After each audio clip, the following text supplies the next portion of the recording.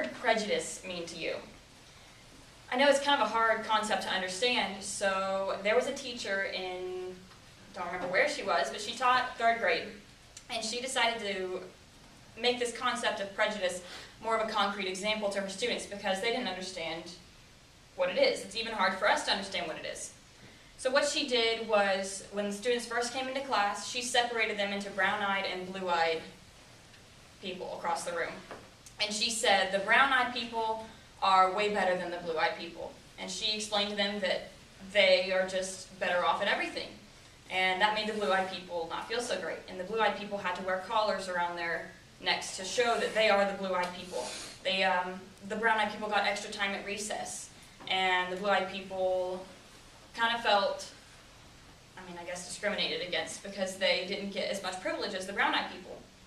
Well, then the next day she comes in and she says, actually, I got it wrong. The blue-eyed people are the better people, not the brown-eyed. So all the blue-eyed people got up and had pride in taking their collar over and putting it on someone else and saying that you are the worst person, not me anymore.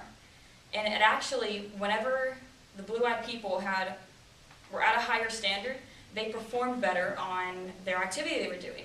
It took them 5 minutes to do a vocabulary drill, and when they had the collars on them. And whenever they did not have the collars on them, when they were the higher-ups, it only took 2.5 minutes. And she said, well, why did it take you only 2 minutes this time? And they said, well, because I'm better off than they are. So that really solidified to them what the concrete example of prejudice. And now even to where they're at, however old they are, in their 20s, they still look back and say that was one of the greatest examples they had in their 3rd grade class. So I want to encourage you to not discriminate and have prejudice against people and appreciate the fact that everyone is different. So today we talked about the fact that you don't want to have prejudice against people, and so don't discriminate, appreciate.